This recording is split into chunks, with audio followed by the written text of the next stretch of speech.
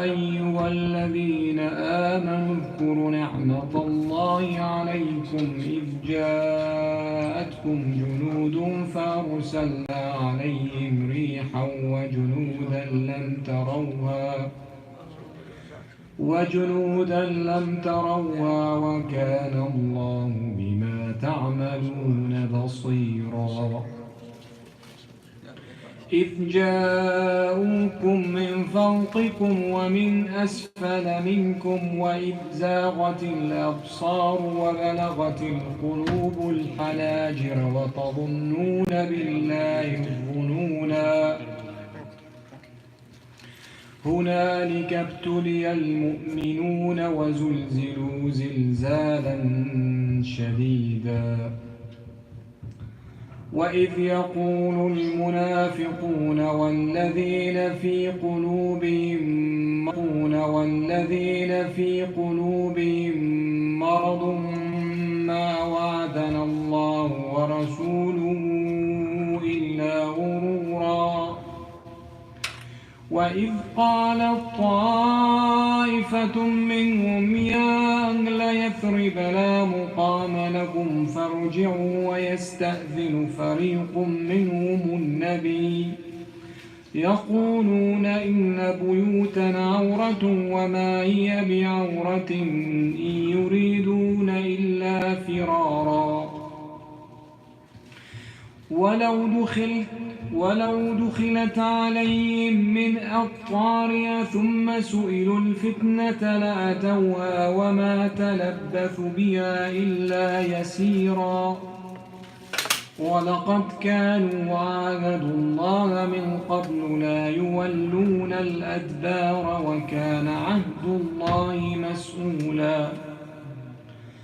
قل لن ينفعكم الفرار إن فررتم من الموت أو القتل وإذا لا تمتعون إلا قليلا. قل من ذا الذي يعصمكم من الله إن أراد بكم سوءا أو أراد بكم رحمة ولا يجدون لهم من دون الله وليا ولا نصيرا. قد يعلم الله المعوقين منكم والقائلين لإخوانهم هلم إلينا ولا يأتون البأس إلا قليلا.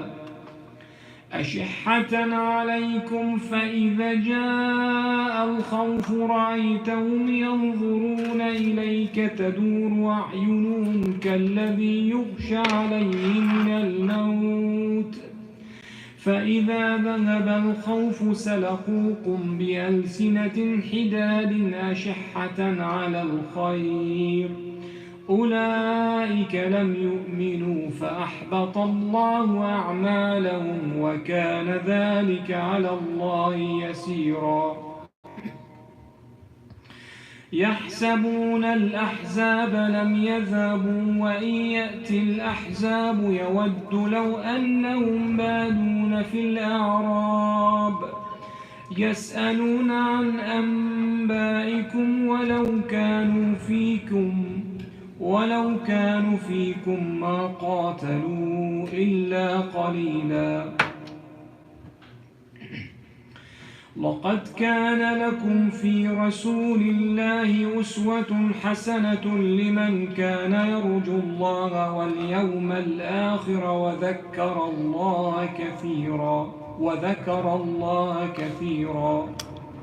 ولما رأى المؤمنون الأحزاب قالوا هذا ما وعدنا الله ورسوله وصدق الله ورسوله وما زادهم إلا إيمانا وتسليما. صدق الله العظيم وصدق رسوله الكريم. اللهم صل على محمد وآل محمد.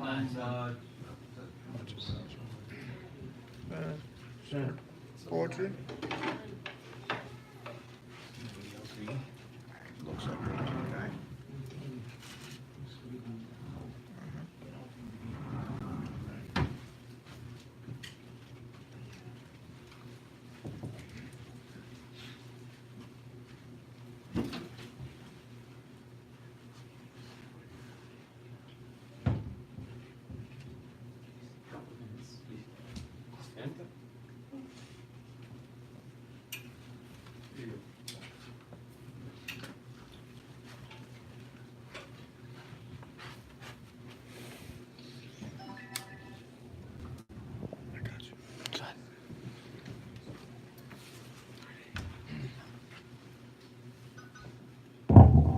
Assalamu alaikum.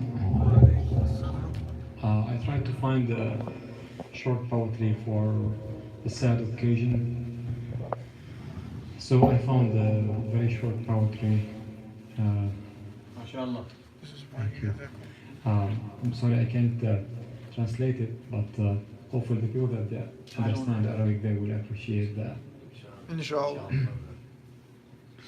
اللهم صل على محمد وآل محمد. وحسرتاه فقدنا سيد البشر، وحسرتاه فقدنا سيد البشر في يوم 28 من صفر. إنا فقدنا رسول الله سيدنا، إنا فقدنا رسول الله سيدنا.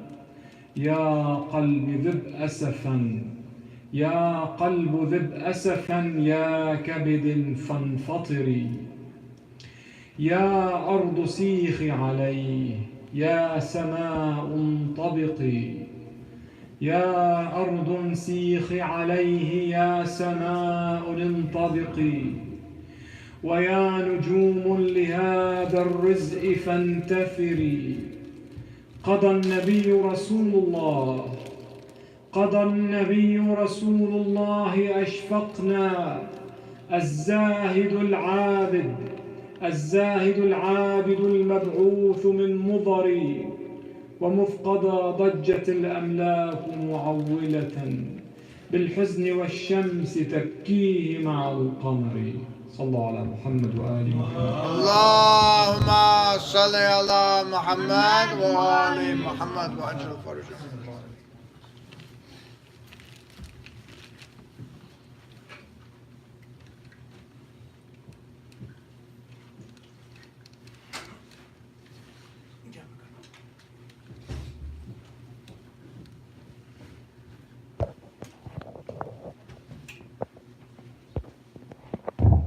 صلوا على محمد وآل محمد. اللهم صل على محمد وآل محمد وعجل فرجهم.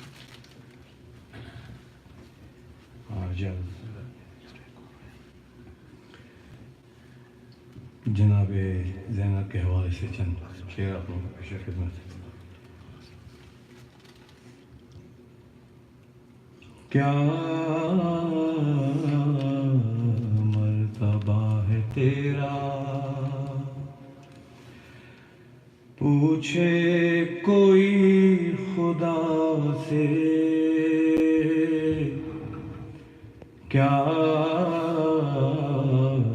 مرتبہ ہے تیرا، پوچھے کوئی خدا سے. کرتے ہیں یوں امامت عابد تیری رضا سے. کیا مرتبہ ہے تیرا،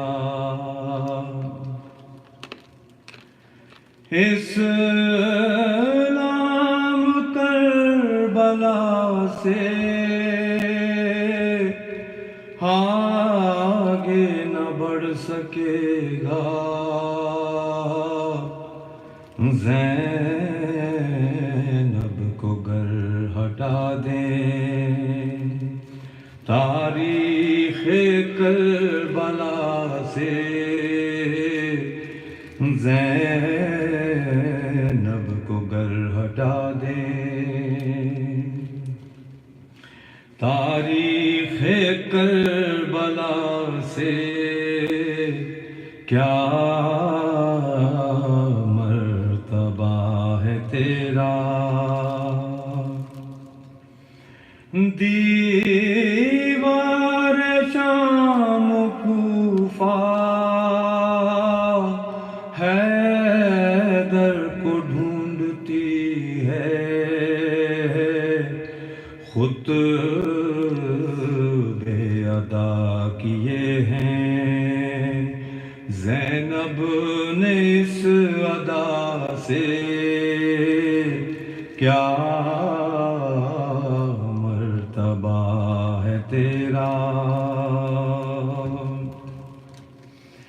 قربانیوں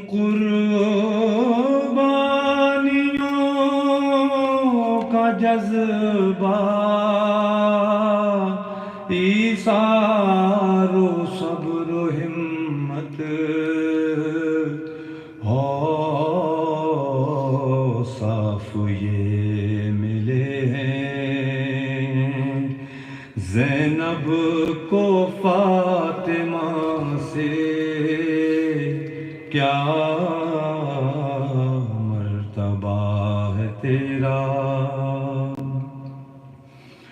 قائم ہے جو امامت زینب تیرا کرم ہے قائم ہے جو امامت زینب تیرا کرم ہے ارے تو ہی بچا کے لائی عابد کو ہر بلا سے کیا مرتبہ ہے تیرا بنت علی نے سب کے رخ سے نقاب الٹ دی دربار میں جو ظالم بیٹھے تھے بے خطا سے کیا مرتبہ ہے تیرا شبیر کربلا تک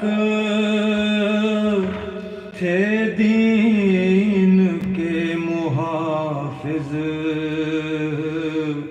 پھر باغو ڈور تھامی زینب نے کربلا سے اور کیا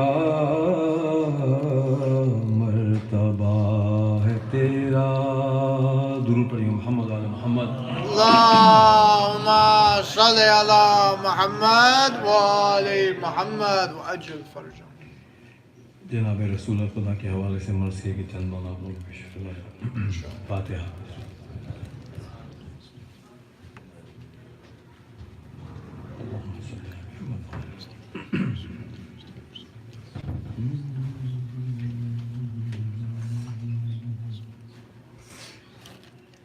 بیمار جب کہ احمد مختار ہو گئے بیمار جب کہ احمد مختار ہو گئے دشمن زیادہ در پے ہزار ہو گئے زہر ستم سے موت کے آثار ہو گئے صدمے اٹھا کے جینے سے بیزار ہو گئے غل تھا جہاں سے نائب دابر کا کوچ ہے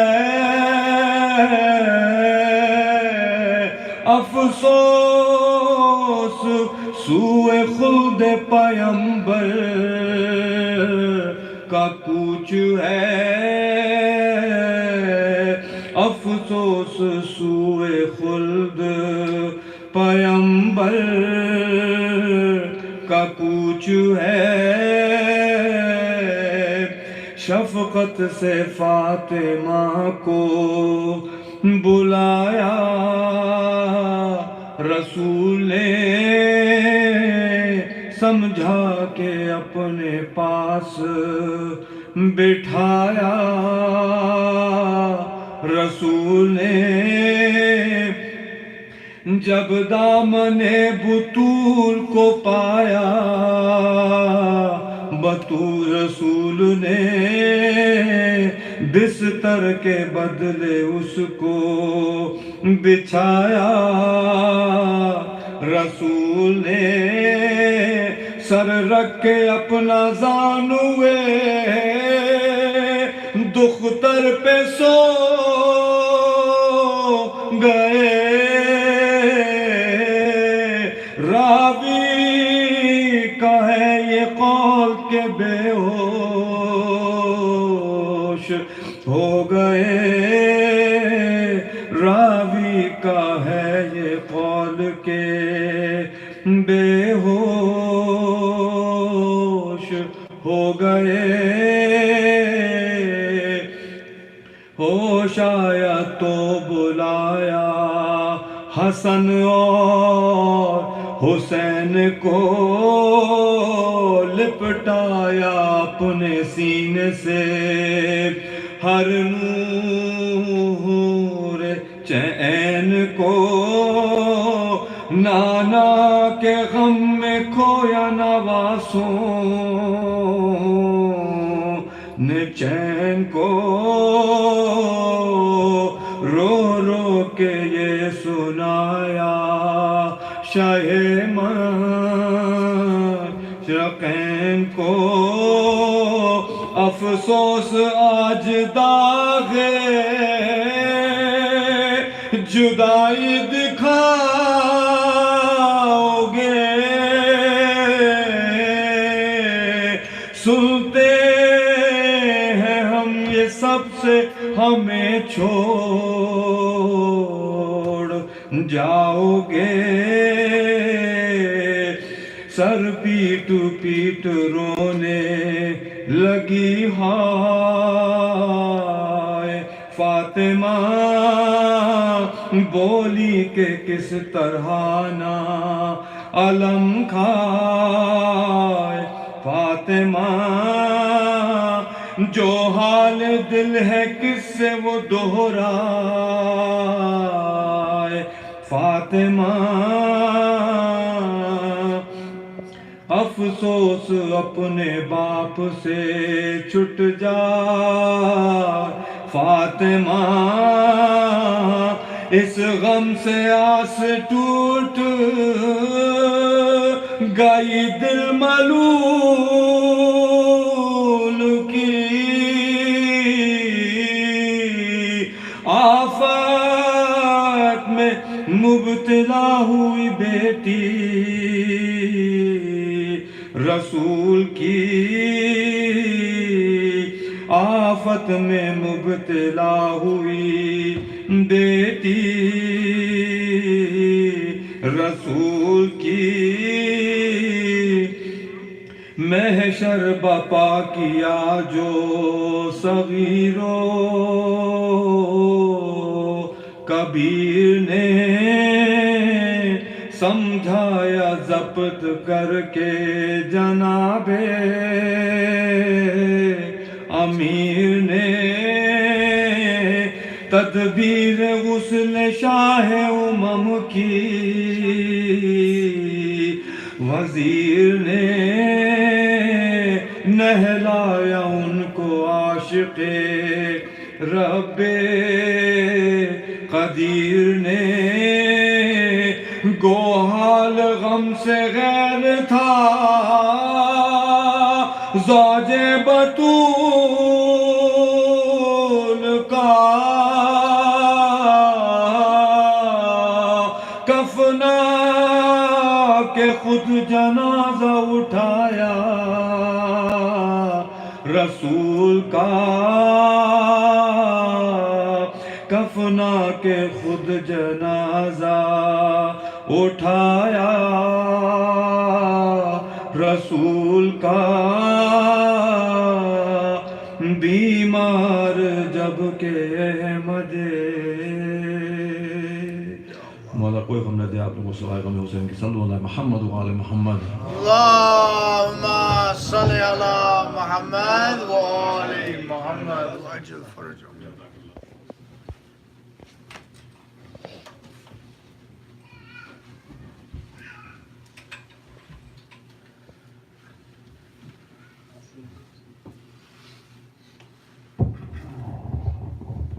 Bismillah ar-Rahman ar-Rahim. Assalamu alaikum, brothers and sisters. Wa alaikum assalam wa rahmatullahi wa barakatuh. Inshallah, we'll be starting the lecture soon. Before that, just a few announcements for the programs coming up. Alhamdulillah, inshallah, as you all know, we have programs for tonight, tomorrow, and Sunday to commemorate the wafat of the Holy Prophet, the martyrdom of Imam Hassan, and on Sunday, inshallah, the martyrdom of Imam Raza alayhi salam, inshallah. We are all honored to have with us Sayyid Muzaffar Abbas, inshallah, from London. Also, before giving his introduction, the timings for tomorrow program, inshallah, is starting at 7. The program and dinner is sponsored tomorrow. On Sunday, as you all know, we have Sunday Islamic School, and inshallah, right after that, we'll start the program on Sunday with the Salatul Zohrain. Again, the program for Sunday is right after the Sunday Islamic School at 1 o'clock, inshallah. Also, the program sponsorship is open if anyone is interested. Alhamdulillah, lunch will be served after the program on Sunday. With that, inshallah, as I said, we're here for the 3-night programs with Maulana Sayyid Zafar Abbas. He's joined us from London. Alhamdulillah, he's been traveling here before us in Miami, inshallah, and then he'll be going to LA for programs there as well. He's come from a religious family, alhamdulillah, and him and his family has been serving the cause of Ahlul Bayt for a long time. He earned his BA in politics and history, as well as an MA in South Asian Studies from the University of London. He also studied Arabic and Islamic studies from various scholars in the UK. Notably, one of the main ones, alhamdulillah, is Maulana Sayyid Ali Raza Rizvi.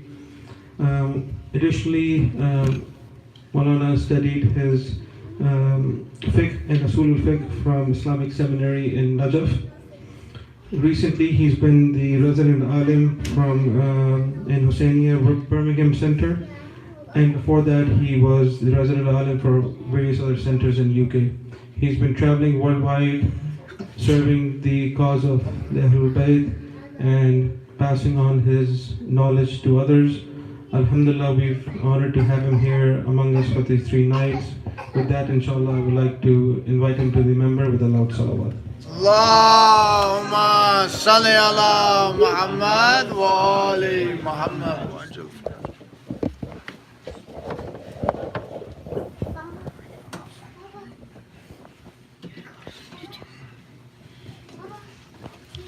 You want to see it?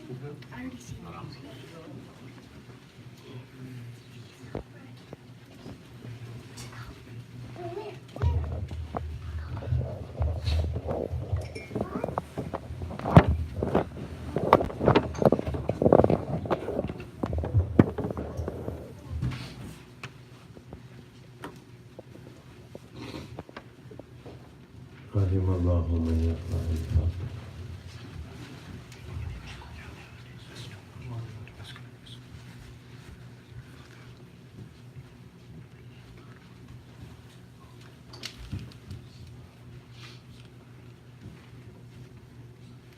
نعرة الصلوات.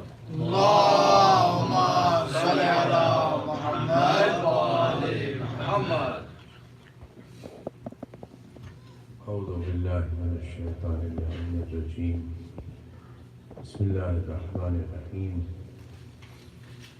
الحمد لله رب العالمين، والصلاة والسلام تحية والإكرام على النبي الأمي العربي القرشي المكي المدني الهاشمي صاحب بابا حسين محبوب رب المشرقين والمغربين جد الحسن والحسين النبي الحرمين والإمام القبلتين ورسول الثقلين الذين سمي في السماء بأحمد وفي الأرض بأبي القاسم محمد.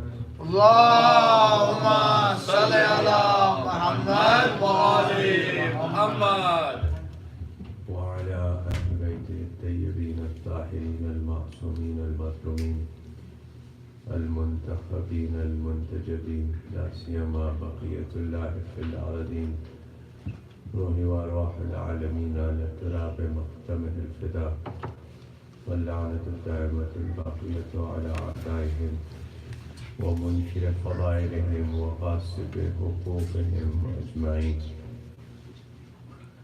أما بعد فقد قال الله سبحانه تبارك وتعالى في محكم كتابه ومتقن خطابه بسم الله الرحمن الرحيم الله لا إله إلا هو الحي القيوم لا تأخذه سنة ولا نوم له ما في السماوات وما في الأرض من ذا الذي يشفع عنده إلا بإذنه يعلم ما بين أيديهم وما خلفهم ولا يحيطون بشيء من علمه إلا بما شاء وسع كرسيه السماوات والأرض ولا يعوده حفظهما وهو العلي العظيم. لا إكراه في الدين قد تبين الرشد من الغي ومن يكفر بالطاغوت ويؤمن بالله فقد استمسك بالعروة الوثقى لا انفصام لها والله سميع عليم. وسائر صلوات على محمد. اللهم صل على محمد وآل محمد. In honor of the Holy Prophet of Islam, reciting Allah salawat on Muhammad. اللهم صل على محمد وآل محمد. And to hasten the reappearance of our awaited Imam, reciting third love salawat on Muhammad. اللهم صل على محمد وآل محمد.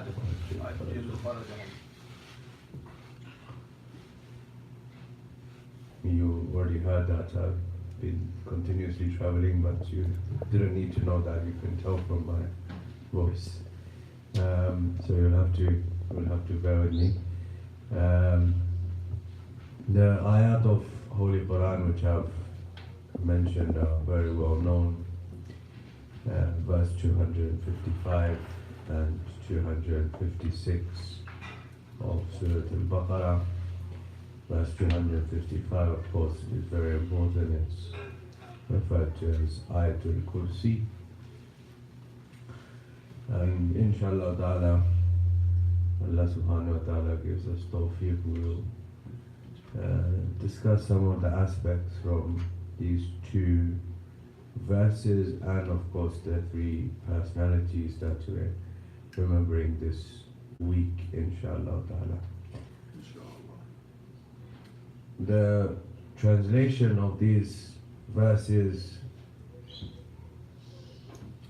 as I say, they're well known, heard them many times before.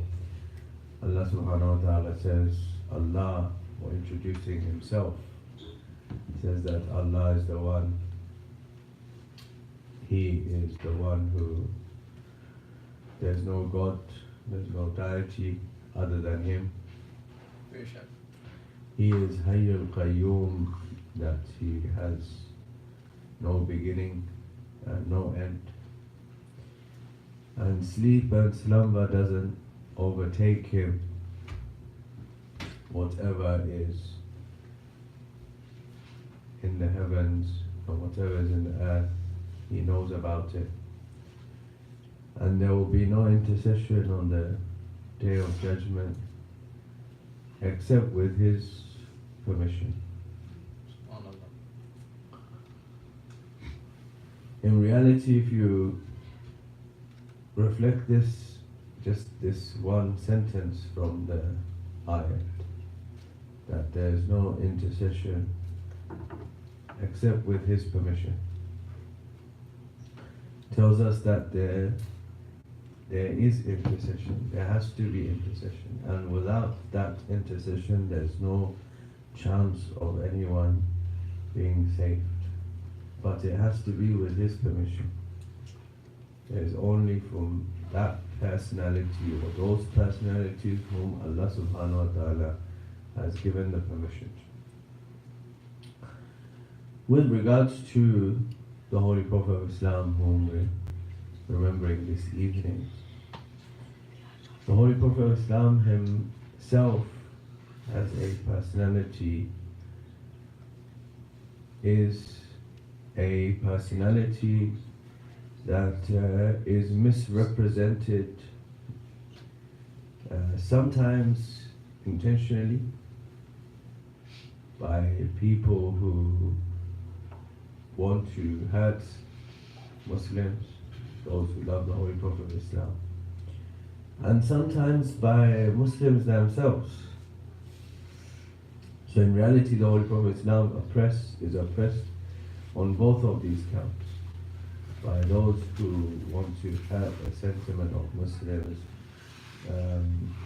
You all know the stories and things that have happened in the past and in the recent times regarding the Holy Prophet of Islam, whether it's making cartoons about the Holy Prophet of Islam or it's making derogatory remarks about him, or saying things or attributing things to him which are not true, which are lies.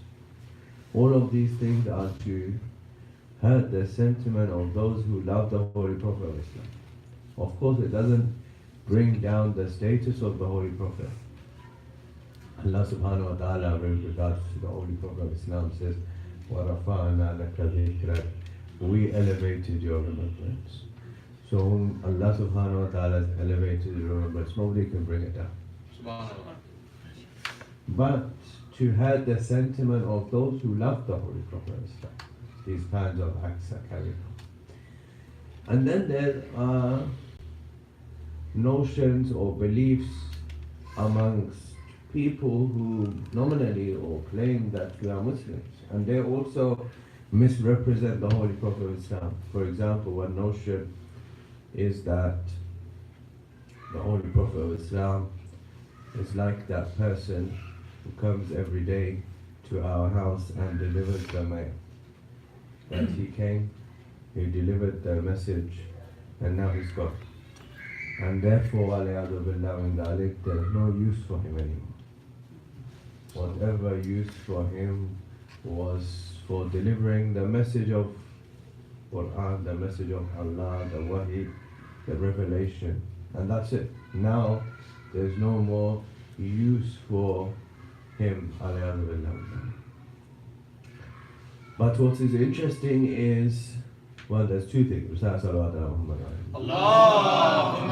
salli ala Muhammad wa ali Muhammad. The first thing is this example we can use here. We have this cup here next to me, and it's got water in it. And this cup has a capacity. Let's say, for example, that this cup, I don't know for sure, but for example, it has a capacity of 10 fluid ounces, for example.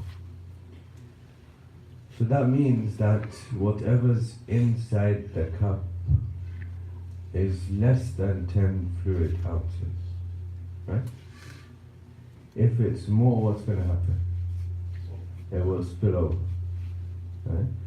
So what is for sure, and why I've used this example, is what is for sure is that the container is always larger than the contained. The cup is larger than, or is more in capacity than the water which is inside the cup. If it's not, then the water will spill. It will pour out, right? So the container, the dharf, is the Holy Prophet of Islam. And the Holy Quran is contained within it. It is the matruf. So just as the water has to be less, otherwise it can spill out. Similarly, the Holy Prophet of Islam is greater in capacity than the Holy Quran. Right? So all in the Holy Quran is very important. Don't let anybody make this sentence of mine to think that the Holy Quran is not important. No, the Holy Quran is very important. And we'll come to the Holy Quran in just a moment. Salawat ala Muhammad. Allahumma salli ala Muhammad wa ali Muhammad. The Holy Quran is very important, and the Holy Quran is telling us regarding this particular fact. The first thing, of course, this is obviously clear, that the container and the content. But the Holy Quran itself is telling us that why did we reveal the Holy Quran and who's going to explain it. In Surah Al-Mubarak, Allah subhanahu wa ta'ala says, we revealed the Holy Quran to you, addressing the Holy Prophet Islam. We revealed the Holy Quran to you, لِتُبَيِّنَ لِلنَّاسِ, so that you explain it to the people. That means that Holy Quran is not a book that everyone just reads it and understands it in their own understanding. No, the Holy Prophet of Islam has been instructed to explain the Holy Quran to the people. That means that it's not sufficient to just read the Holy Quran. No, there needs to be explanation of the Holy Quran from the Holy Prophet of Islam. And this is, again, after the time of the Holy Prophet. This is in the time of the Holy Prophet of Islam. Allah subhanahu wa ta'ala is addressing this ayah to the people living in the time of the Holy Prophet of Islam, that when you read the Holy Quran, you need to go and ask the Holy Prophet, what does it mean? So he's not like the person who delivers the mail and goes, because the person delivering the mail has nothing to do with what is being delivered. Whereas Allah subhanahu wa ta'ala is saying that the Holy Prophet of Islam is the one who has to explain this Holy Quran. Otherwise, Allahumma salli ala Muhammad wa ali Muhammad. Otherwise, Allah subhanahu wa ta'ala, for whom we're saying He has the power over everything, He is capable of doing everything. He was capable and able to reveal the Quran to each and every person's house, and there would have been a voice from the sky saying that read the Quran, act on it, and be a good person. But He didn't do that. Instead, He sent it through the Holy Prophet of Islam to tell us that just as the Holy Quran and its instructions are important, Holy Prophet of Islam and his explanation is also necessary to understand those instructions. And with regards to the Holy Prophet of Islam, you just heard in the recitation of the Quran before me, Surah Mubarak Ahzab is surah regarding the Holy Prophet of Islam. It has many verses in it regarding the Holy Prophet of Islam, regarding the Holy Prophet of Islam and his position and his importance. So one of the verses that you had before I mentioned that verse, if we want to understand the importance of that verse, we reflect on something in our lives, or an example that we would give. So for example, I'm sick and I go and visit the doctor, and the doctor says to me that this medicine that I'm giving you, this is the best medicine that is available. Right? However, that means, what that means is that this is the best medicine that's available up to now. Tomorrow, somebody might discover a new medicine, and it might be better than that one that I'm giving. Right? Why? Because the doctor is only able to prescribe me medicine up to now, what is existing. Right? And that's the case with any other profession.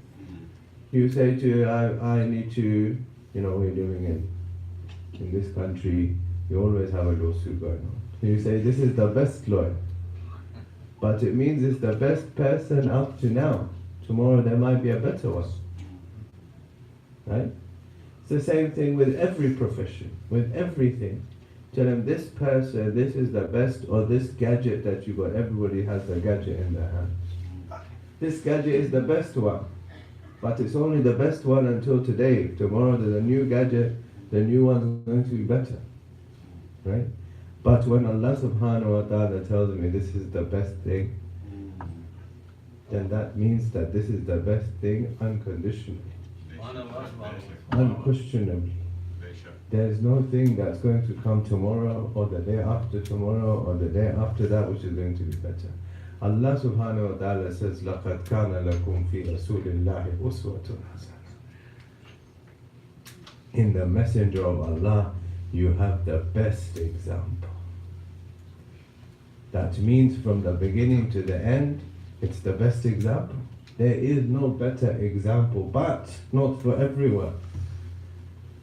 Ayat continues, لِمَنْ كَانَ يَرْجُ اللَّهَ وَالْيَوْمَ الْآخِرِ. This best example is for whom?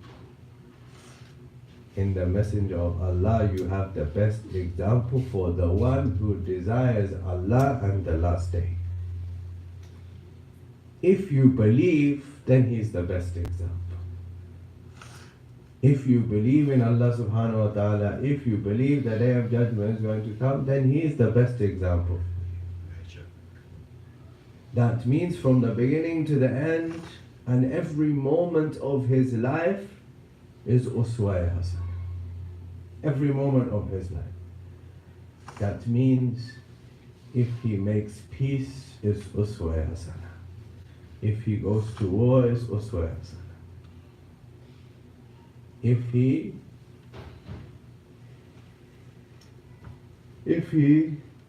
the way that he speaks to people, the way that he deals with people, the way that he is inside the house, the way that he is outside the house, all of these things are uswa hasana.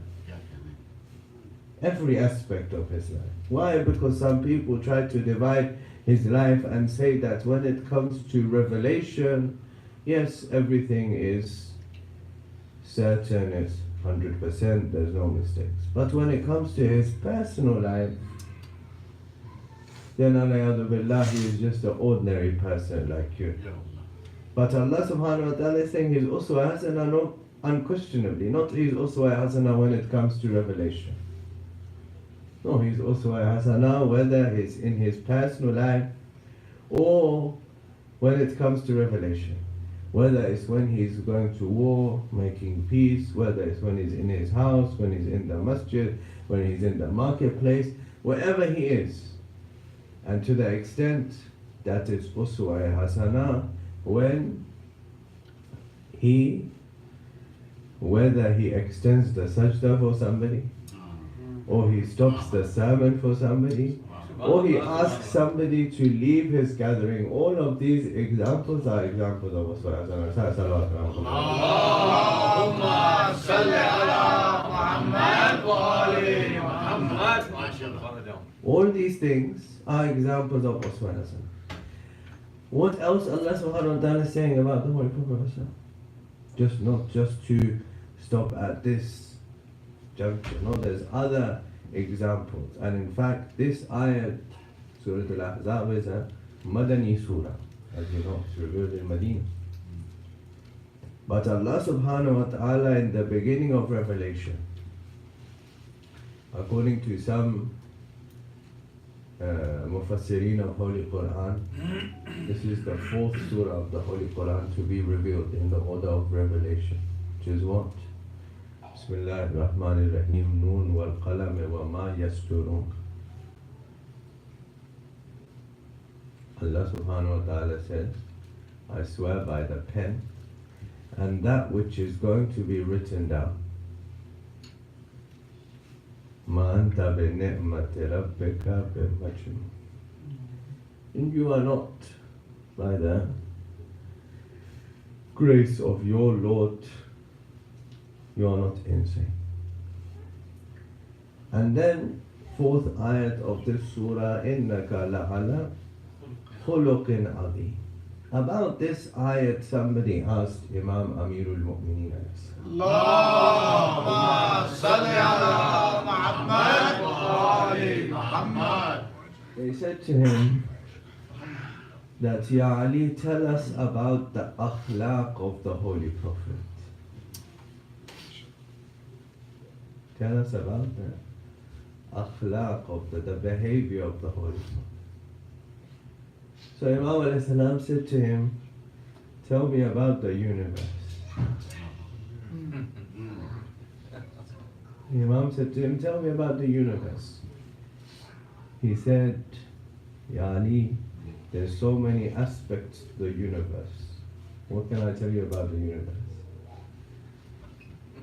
Imam replied to him, he says in the Quran, Allah subhanahu wa ta'ala says the universe is qadim. It's existed for a long time.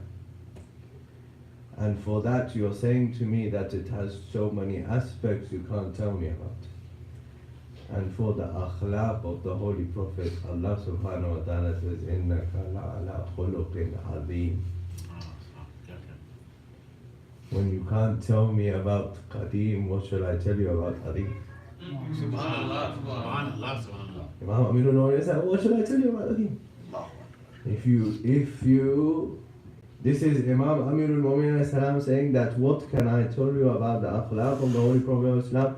But going to go even a step further than that, then the Holy Prophet of Islam himself, what does he say? Regarding his own mission, why have I been sent as a prophet?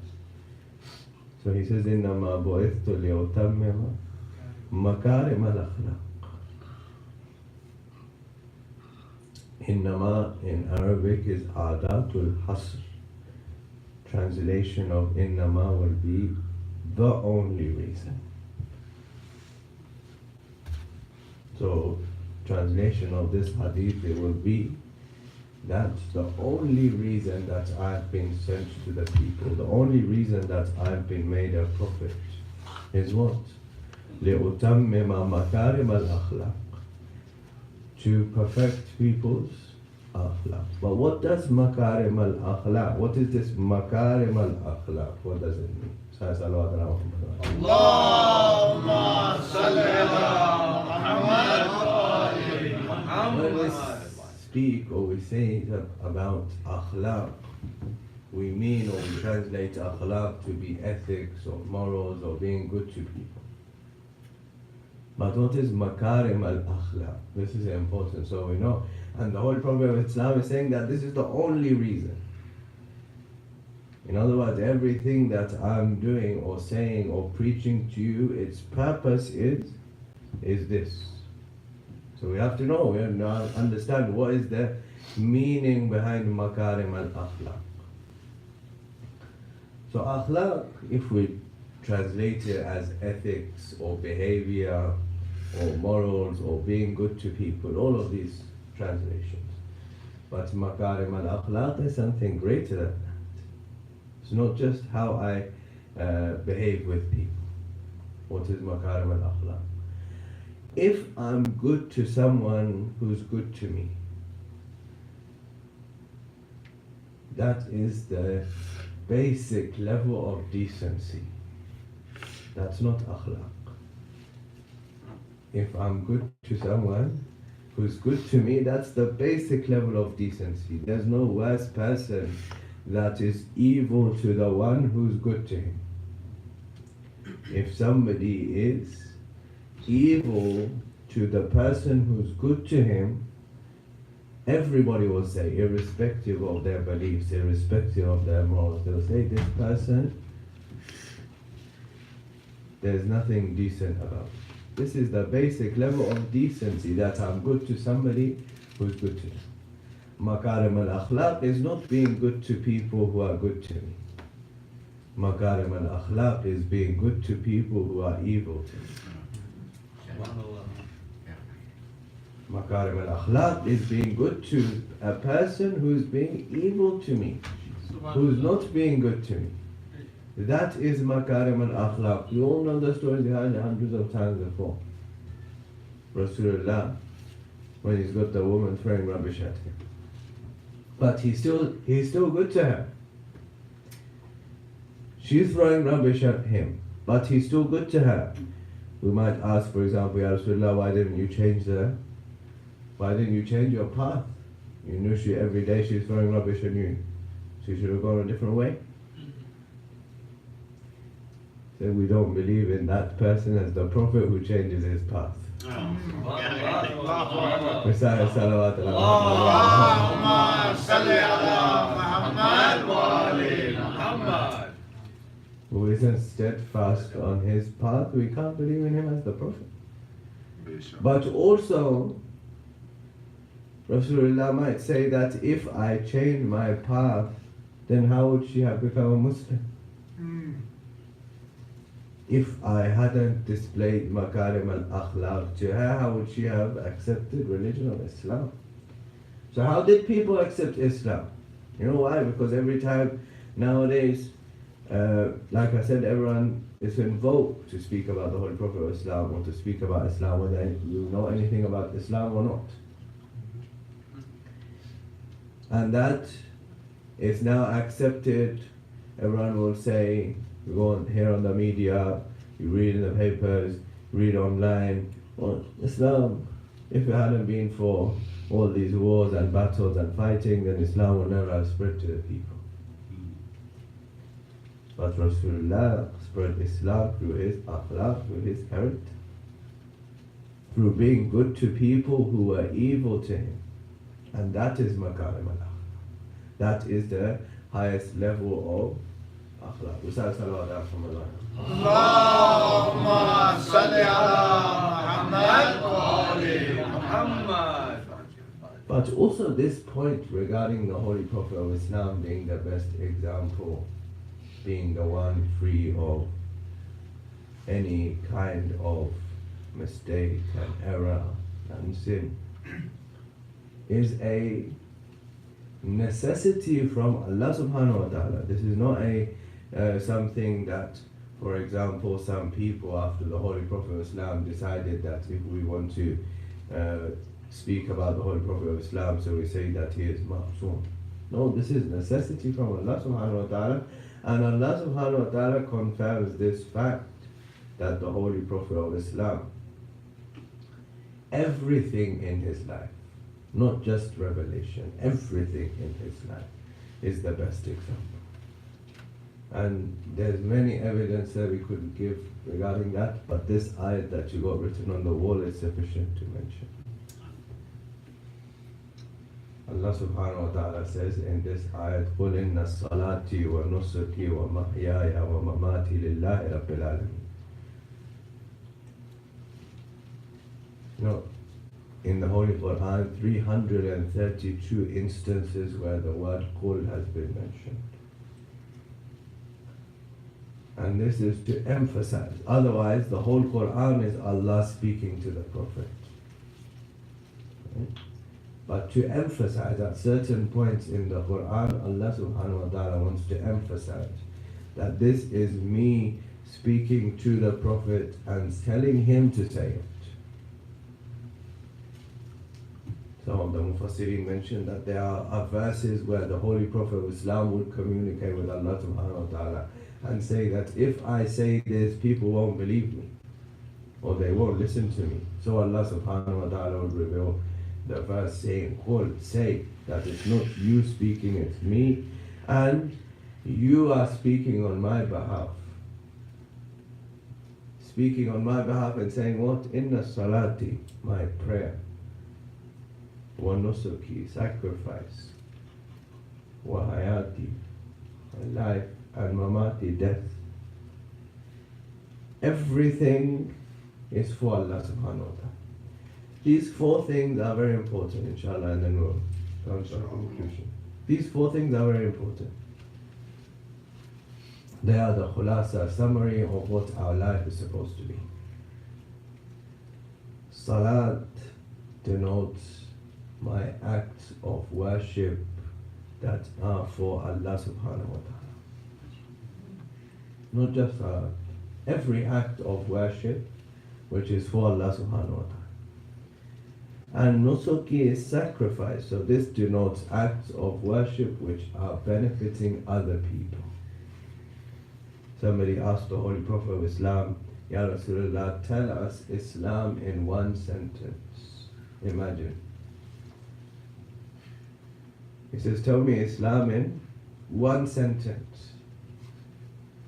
Rasulullah replied to him that Islam in one sentence is obedience to Allah subhanahu wa ta'ala and being good to His creation. This is Islam in one sentence. This ayat is also giving us indication towards this fact, that what? That in your life you have responsibilities to Allah and responsibilities to people. Salati is referring to those responsibilities to Allah, and Nusuki is referring to those responsibilities to the people. That you have to balance your life with both of these responsibilities. Neither is it sufficient for a person to focus only on those responsibilities to Allah and neglect the ones for the people. Nor is it sufficient to focus on those and leave the responsibilities to Allah. Both of them. And then, my life and my mahyai wa mamati. My life and my death. So my life is given by Allah subhanahu wa ta'ala, and this death which is coming is also for Allah subhanahu wa ta'ala. That it's easy for a person to live their life, especially in this time, to live their life saying that I accept the commandments of Allah subhanahu wa ta'ala, I'm a Muslim, I follow the commands of the Prophet. But when it comes to the time of death, for a person to maintain that belief, to continue to remain on that belief, becomes a challenge, becomes a difficulty. This is why we told in the end of times, pray for the fact that when you die as a believer. Why?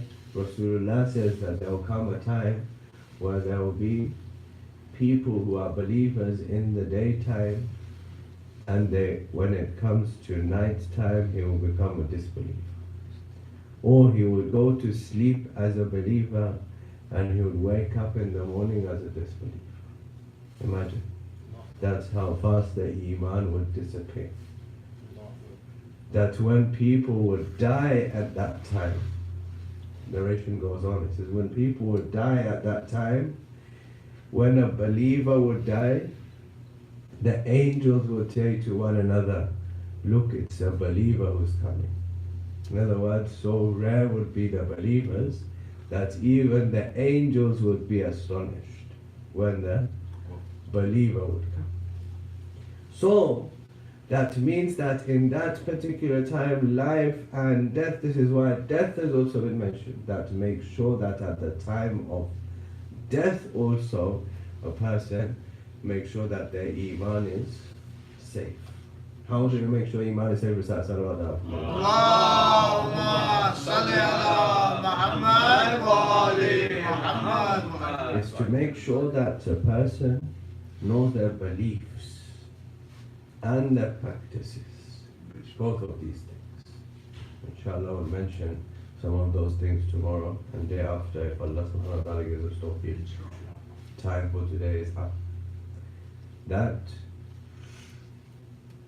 when a person dies, then the first questions that they ask in the grave with regards to their beliefs.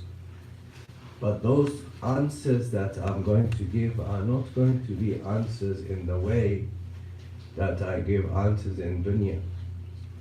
That what I believe in my heart is different to what I say from my tongue. when I die and I'm asked questions in the grave, then that which is in my heart will come out onto my tongue. So therefore I have to make sure that my answers are in my heart and in my mind, and I have evidence for them, not just on my tongue, not just that I say. Because in dunya I can deceive everyone and sit here and say these are my beliefs, irrespective of what my heart says. But in the grave and in akhirat I couldn't do that. Besides, salawat ala Muhammad. Allahumma salli ala Muhammad wa ali Muhammad. And the personality of the Holy Prophet of Islam is so important. Why? The personality of the Holy Prophet of Islam is so important that it's his personality and his life, and particularly the final moments in his life, which bring out the reality of who actually has Iman in their heart and who was just giving lip service to this Iman for their own benefits. You know, on the way back from the event of Khadir, there's this plan that we're going to kill the Holy Prophet of Islam. And we'll make it seem like an accident. When they go down the hill, we'll throw the rocks, and then the camel will get disturbed, the Holy Prophet will fall off, he will die, and it would seem like an accident. In the middle of the night, rocks fell down, the camel got disturbed, the Holy Prophet died. But Allah subhanahu wa ta'ala says, Makaru wa makar Allah wallahu khairul makirin. There's a flash of lightning at that time. And Rasulullah turns round. And next to him is Huzaifa al-Yamani.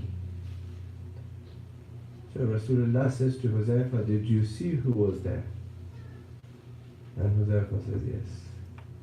Rasulullah says, I want you to promise me that you'll never tell anyone who you saw. After that, Huzaifa used to be called Sahib was Sirr al-Nabi, the one who has the secret of the Holy Prophet. That he saw who were the people who wanted to kill the Holy Prophet of Islam, but he didn't tell anyone. People used to come to him and say, Huzaifa, who were they? He says, I made a promise to the Holy Prophet that I'm not going to tell you.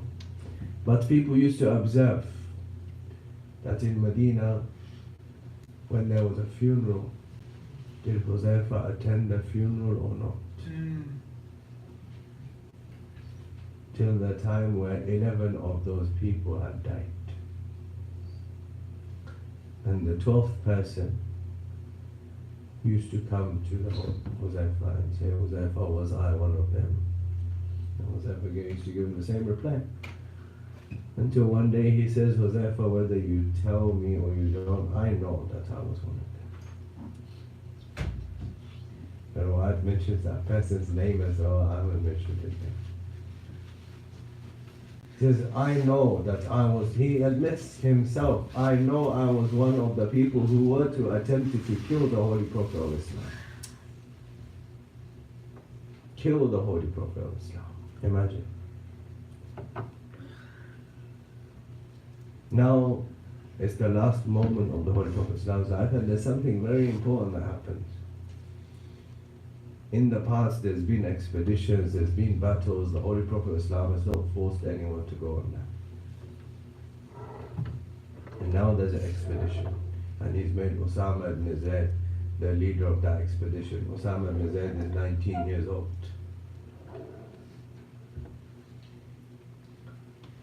Osama is 19 years old. So they all object. They say, we're all old, we're experienced, and you made Osama the leader. Rasulullah said, I made him. I made him the leader. And I want all of you to go on this expedition. And they refused to go on the expedition. And Rasulullah comes out. On one side, Abbas, his uncle, is holding him. On the other side, Ali ibn Abi Talib alayhi salam holding him. And he comes on the mimbar in Masjid al-Nabi and says, may Allah's la'an be on the one who doesn't go on the expedition of Osaki. Imagine. He didn't say this for any other expedition, but he said it for this one. Yet people still refuse to go. Now the Holy Prophet of Islam is in the final moments of his life. Final moments of his life. The riwayat mentioned that the Holy Prophet of Islam died on Monday the 28th of Safar. And this story is from the Thursday before that Monday. The Thursday before the Monday. So 25th of Safar. And regarding this Thursday, Ibn Abbas radiallahu ta'ala anhu used to cry so much that his beard would go wet. When they used to ask him about it afterwards, he used to cry so much that his beard would go wet. And he would say, Yawm al-Khamis. Oh, that's Thursday. And they would say to him, what happened on that Thursday? He says, on that Thursday, people had gathered round the Holy Prophet of Islam, and he asked them for pen and paper. He asked them for pen and paper. And there was a commotion in that room when he asked them for pen and paper. Imagine that people say that he didn't know how to read and write. So imagine that if you know that somebody can't read and write, then bring all the pens. Bring all the pens and say, Ya Rasulullah, here they are. We know that you can't read or write. Definitely those people who denied him the pen and paper knew that he knew how to read and write. Definitely they knew. Even if they had stopped here, it would be insufficient. But then there's a commotion and one person says, Hazrat Ibn Abbas is doing his rawat, and in 7 instances, 7 different chains of narration, it's mentioned in the Sahih books, that the person says that Allah Rasulullah has lost his mind.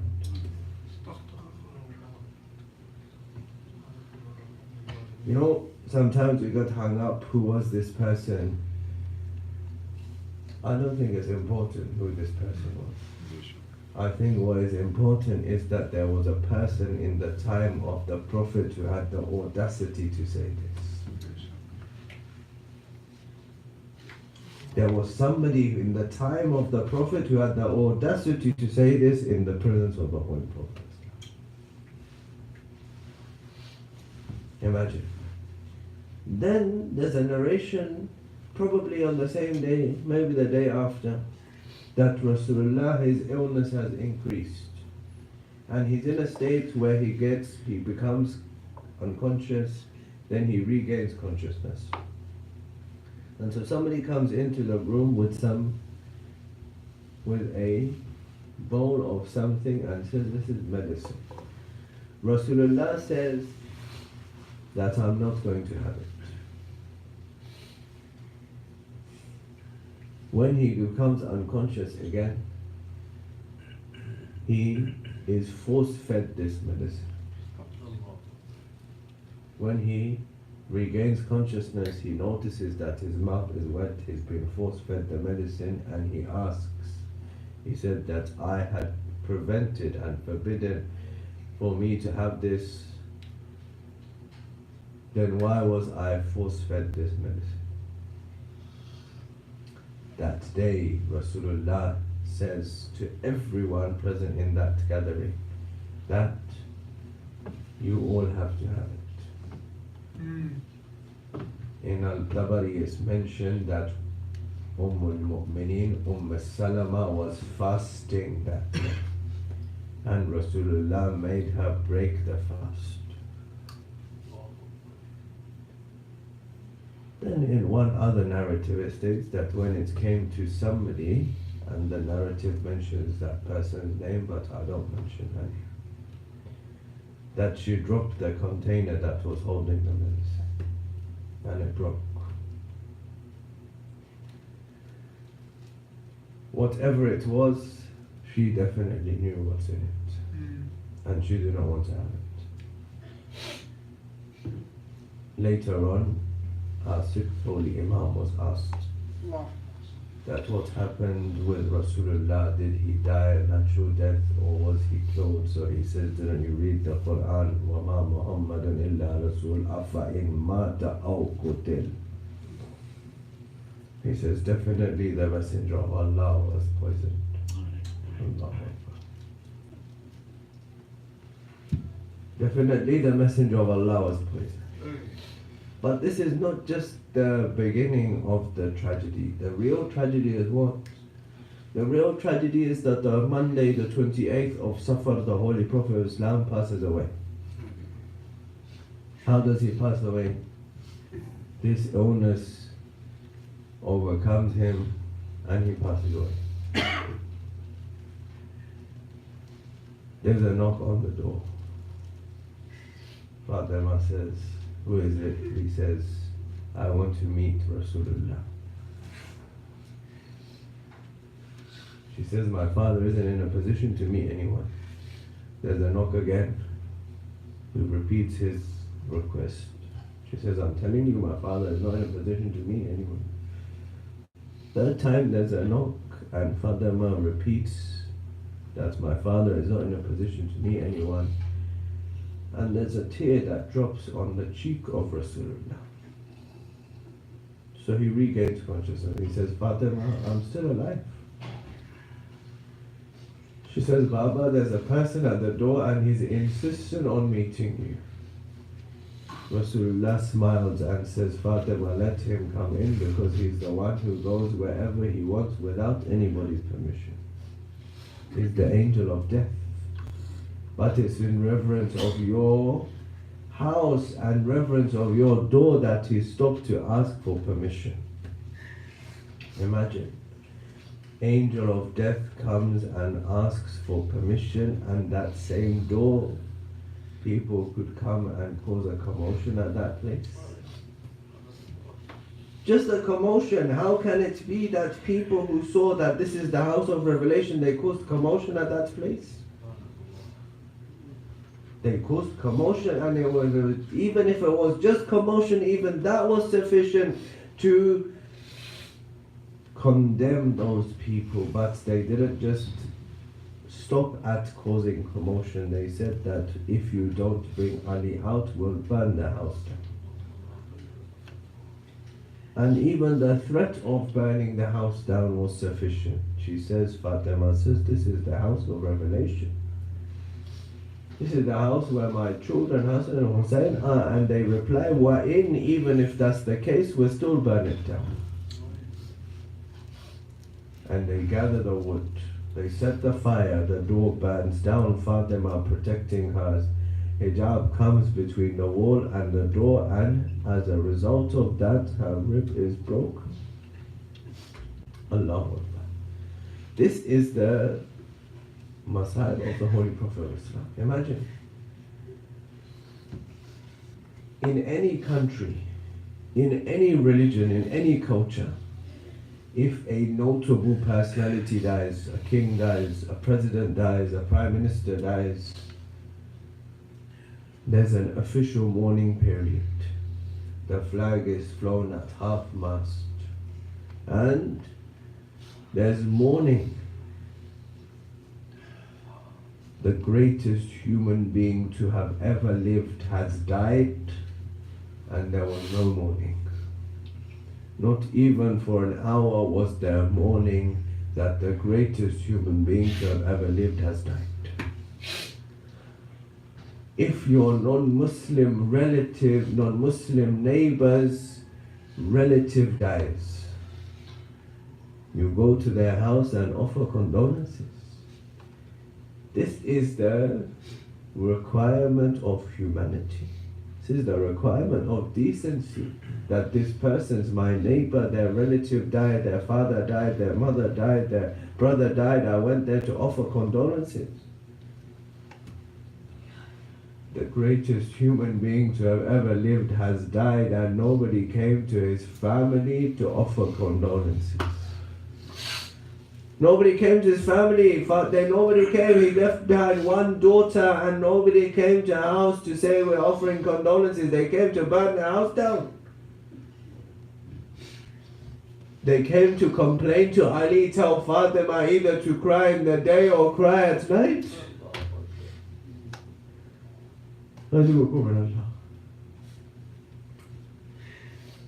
Holy Prophet Islam died Monday 28th of Safar. Imam Amirul Mu'mineen alayhi salatu wasalam does the preparation of the final rites of the Holy Prophet of Islam. Imagine 120,000 people at Ghadir and nobody at the funeral of the Holy Prophet. No one at the funeral of the Holy Prophet. No funeral of the Holy Prophet. No people, no participation, no grief, no mourning, nothing. This is the Messiah of the Holy Prophet of Islam. That Ali alayhi salatu wasalam does the ghusl, does the kafan. And now when he wants to get graves dug, Abu Ubaidah ibn Jarrah is the grave digger of Medina, but he's too busy at Saqifa. There's nobody to dig the grave of the Holy Prophet of Islam. So Amirul Mu'mineen alayhi salam brings non-Muslims to dig the grave of the Holy Prophet. There's no Muslims to dig the grave of the Holy Prophet of Islam. Imagine. 120,000 people at Ghadir, no Muslims to dig the grave of the Holy Prophet of Islam. Imam Amirul Mu'mineen alayhi salam buries the Holy Prophet of Islam and says the funeral prayer. For this reason, on the 28th of Safar, if you ever go, have the opportunity, you go towards Najaf al-Ashraf, you see people gathered in thousands and hundreds of thousands to give condolences to Amirul Mu'mineen on the demise of the Holy Prophet. That, Ya Ali, we're here to give you condolences for the demise of the Holy Prophet Islam, because there was nobody else. It was only you. It was only you who was there to do the final rites of the Holy Prophet Islam. He buries him and he comes home. The Monday is past. Now the Tuesday is also past. On the Wednesday, they realized that year, 30 days of Safar, Wednesday, the 30th of Safar, they realized that we were too busy doing the matter of Khilafat. Now how we participate in the funeral prayer of the Holy Prophet, what shall we do? So they come to Ali, they say, Ya Ali, what shall we do? Amirul Mu'mineen says, go to the grave of the Prophet. Even whilst he's in his grave, he is your leader. Go there and pray. So on the Wednesday, people come and they offer the funeral prayer of the Holy Prophet. Then they arrest Amirul Mu'mineen and they bring him into the masjid and they say, Ya Ali, offer, pledge your allegiance. He says, if I do not, then what would you do? They say, we would kill you. He says, if you kill me, then you would kill the servant of God and the brother of the Holy Prophet. They reply that we consider you servant of God, but we don't consider you brother of the Holy Prophet. We don't consider you brother of the Holy Prophet. Allahu Akbar. This is the final, this is the musibat of Rasulullah. But Ya Rasulullah, final word, conclude the majlis. But Ya Rasulullah, yes, there was musibat after you. People didn't participate in your funeral. And your family were tortured and hurt after you passed away. But Ya Rasulullah, you got a funeral. Ali was there to give you the ghusl and kafan and bury you in the masjid of the Holy Prophet. But in Karbala, your grandson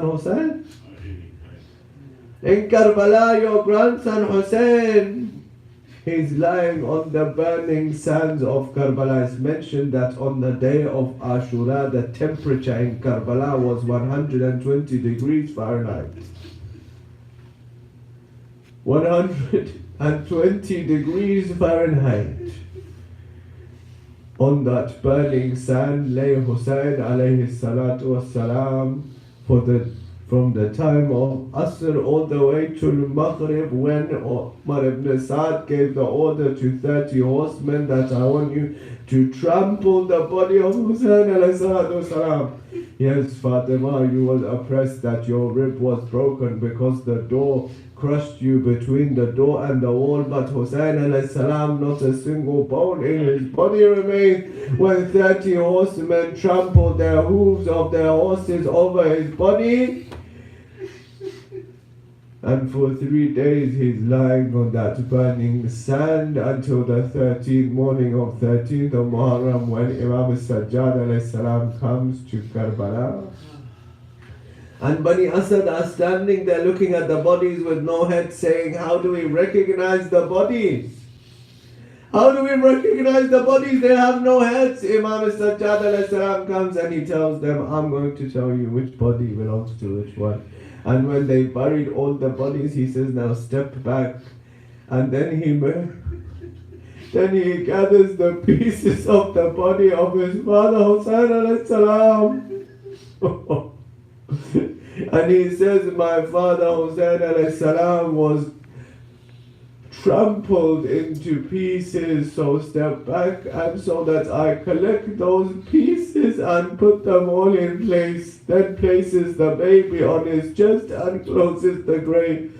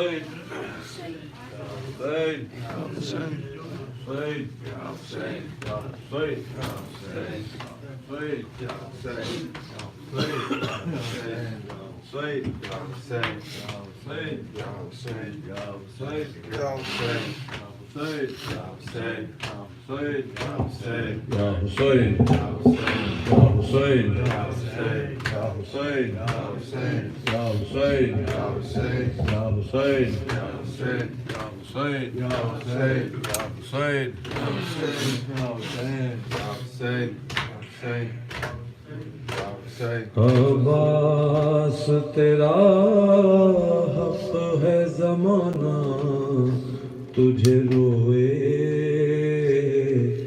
Abbas तेरा हक है ज़माना तुझे रोए, जब शाम सहर फातिमा ज़हरा तुझे रोए,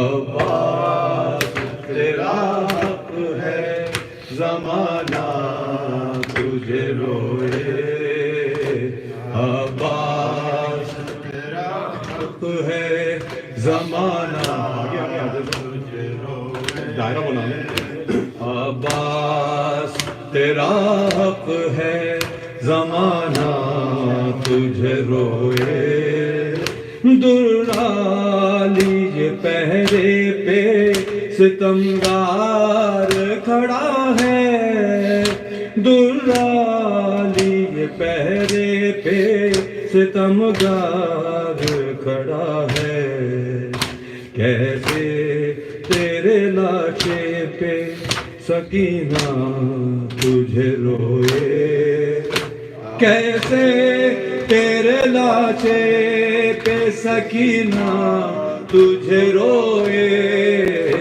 अब्बास तेरा हक है ज़माना तुझे रोए, अब्बास तेरा हक है ज़माना तुझे रोए, जिस वक्त उठाया ना गया लाशा जवां का, जिस वक्त اٹھایا نہ گیا لاشا جواں کا، شہ اس گھڑی اکبر سے زیادہ تجھے روئے، شہ اس گھڑی اکبر سے زیادہ تجھے روئے، عباس تیرا حق ہے زمانہ تجھے روئے، عباس تیرا حق ہے زمانہ تجھے روئے۔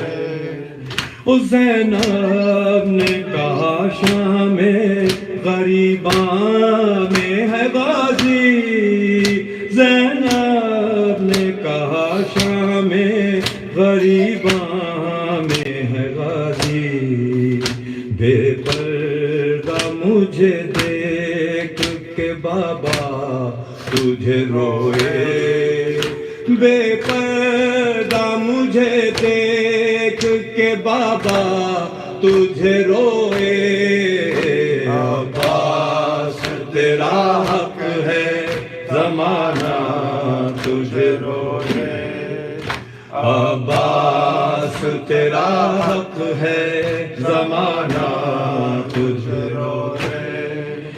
سجدے کے لیے جب لیا ہاتھوں کا سہارا، سجدے کے لیے جب لیا ہاتھوں کا سہارا، سجاد مصلی پہ ہمیشہ تجھے روئے، سجاد مصلی پہ ہمیشہ تجھے روئے، عباس تیرا حق ہے زمانہ تجھے روئے، سجاد تیرا حق ہے زمانہ تجھے روئے، بن ہاتھوں کے کس طرح تو گھوڑے سے گرا تھا، بن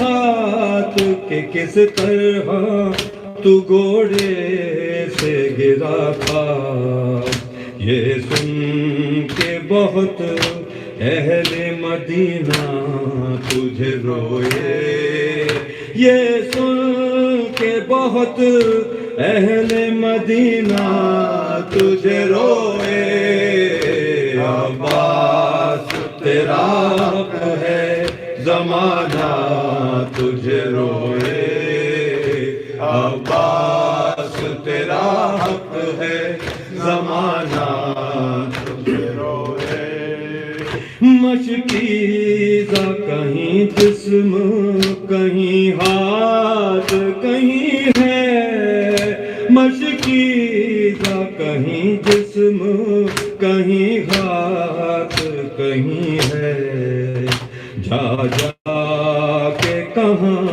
فاطمہ زہرا تجھے روئے، جا جا کے کہاں فاطمہ زہرا تجھے روئے، عباس تیرا حق ہے زمانہ تجھے روئے، عباس تیرا حق ہے زمانہ تجھے روئے، ارمان سکینہ کا تھا جتنا تجھے روتی، ارمان سکینہ کا تھا جتنا تجھے روتی، سجاد تیری قبر پہ اتنا تجھے روئے، سجاد تیری قبر پہ اتنا تجھے روئے، عباس تیرا حق ہے زمانہ تجھے روئے، عباس تیرا حق ہے زمانہ تجھے روئے، ہاشم کے قمر کیوں نہ تیرا چاہنے والا، ہاشم کے یار کیوں نہ تیرا چاہنے والا شمس کا پڑھتے ہوئے سورہ تجھے روئے شمس کا پڑھتے ہوئے سورہ تجھے روئے عباس تیرا حق ہے زمانہ تجھے روئے عباس تیرا حق ہے زمانہ تجھے روئے یا حسین یا حسین یا حسین یا حسین یا حسین یا حسین یا حسین یا حسین لوگوں میرے حسین کو دیکھا ہے تم نے کیا لوگوں میرے حسین کو دیکھا ہے تم نے کیا آ کر یہی جلوس میں کہتا ہے ذوالجناح لوگوں میرے حسین کو دیکھا ہے تم نے کیا لوگوں میرے حسین کو دیکھا ہے تم نے کیا لوگوں میرے حسین کو دیکھا ہے تم نے کیا آ کر جلوس میں یہی کہتا ہے ذوالجناح لوگوں میرے حسین کو دیکھا ہے تم نے کیا آتی ہے اس کے خون کی خوشبو جو بار بار محسوس ہو رہا ہے یہی ہے میرا سوال آیا ہے کیا جلوس میں مظلوم کربلا لوگوں میرے حسین کو دیکھا تم نے کیا لوگوں میرے حسین کو دیکھا ہے ہم نے کیا سیدانیاں تڑاتی تھی محشر کی تھی گھڑی ہائے ہے یاد مجھ کو آخری رخصت حسین کی زینب نے مجھ کو سونپا تھا بیٹا بطول کا لوگوں میرے حسین کو دیکھا ہے تم نے کیا لوگوں میرے حسین کو دیکھا ہے ہم نے کیا دیکھا جو میں نے پیاس کی آنکھوں میں انتظار قدموں کو چوم چوم کے کہتا تھا بار بار صغرا کے پاس لے چلوں گر حکم ہو تیار لوگوں میرے حسین کو دیکھا ہے تم نے کیا لوگوں میرے حسین کو دیکھا ہے تم نے کیا مدت سے ہے تلاش غریب تیار کی ہائے پہچان ایک یہ بھی ہے میرے سوار کی چہرے پہ خون اصغر بے شیر ہے ملا لوگوں میرے حسین کو دیکھا ہے تم نے کیا لوگوں میرے حسین کو دیکھا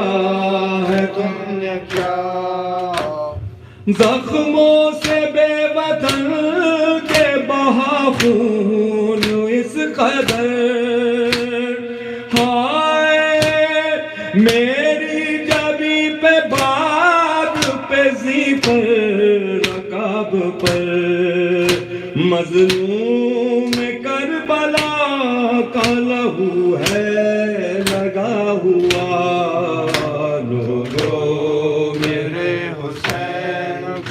देखा है तुमने क्या लोगों मेरे हुसैन को देखा है तुमने क्या आकर यही जुलूस में कहता है जुलजना लोगों मेरे हुसैन को देखा है तुमने क्या या हुसैन या हुसैन या हुसैन या हुसैन या हुसैन या हुसैन या हुसैन या हुसैन या हुसैन या हुसैन या हुसैन या हुसैन मुतवज्जिह ज़ियारत अल्लाहुम्मा सल्लि अला मुहम्मद व आलि मुहम्मद अल्लाहुम्मा सल्लि अला मुहम्मद व आलि मुहम्मद व अज्जल फरजहम السلام على رسول الله خير خلق الله البشير النذير الطهر الطاهر العلم الظاهر المنصور المؤيد المصطفى الأمجد المحمود الأحمد السراج المنير حبيب إله العالمين أبو القاسم محمد بن عبد الله ورحمة الله وبركاته اللهم صل على محمد وآل محمد. السلام على خديجة أم المؤمنين والمؤمنات ورحمة الله وبركاته. السلام على سيدنا علي أمير المؤمنين. السلام عليك يا سيد الوصيين ورحمة الله وبركاته. السلام على سيدتنا فاطمة الزهراء سيدة نساء العالمين ورحمة الله وبركاته. السلام على سيدنا الحسن بن علي الزكي المجتبى ورحمة الله وبركاته. السلام عليك يا أبا عبد الله. السلام عليك يا ثار الله وابن ثاره. السلام عليك وعلى ولديك العليين الشهيدين وعلى أخيك بالفضل العباس وعلى أختك العقيلة زينب ورحمة الله وبركاته. السلام على السادة وموالي التسعة المعصومين من ذرية الحسين علي بن الحسين زين العابدين ومحمد بن علي الباقر وجعفر بن محمد الصادق وموسى بن جعفر الكاظم وعلي بن موسى الرضا ومحمد بن علي الجواد وعلي بن محمد الهادي والحسن بن علي العسكري. السلام عليك يا صاحب الزمان. السلام عليك يا خليفة الرحمن. السلام عليك يا مظهر العدل والإيمان. عجل الله تعالى فرجك وسهل مخرجك وجعلنا من أنصارك وأعوانك والمستشهدين بين يديك ورحمة الله وبركاته. أعوذ بالله من الشيطان الرجيم. بسم الله الرحمن الرحيم. أما يجيب المضطر إذا دعاه ويكشف السوء. أما يجيب المضطر إذا دعاه ويكشف السوء. أما يجيب المضطر إذا دعاه ويكشف السوء. أما يجيب المضطر إذا دعاه ويكشف السوء. أما يجيب المضطر إذا دعاه ويكشف السوء. يا الله يا الله يا الله يا الله. اللهم لا تدع لنا في مقامنا هذا ذنبا إلا غفرته ولا هما إلا فرجته ولا دينا إلا قضيته ولا عدوا إلا دفعته ولا مريضا إلا شافيته وعافيته ولا رزقا إلا بسطته ولا عسرا إلا يسرته ولا حاجة من حوائج الدنيا والآخرة لك فيها رضا ولنا فيها صلاح إلا يسرته وقضيته يا رب العالمين. اللهم اهدنا من عندك وافض علينا من فضلك وانزل علينا من بركاتك واعتقنا من النار وادخلنا الجنة برحمتك يا أرحم الراحمين. وإلى شرف النبي والي ولأمواتنا جميعا. رحم الله من قرأ الفاتحة تسبقها الصلاة على محمد وآل محمد. اللهم صل على محمد وآل محمد وأجل فرجهم.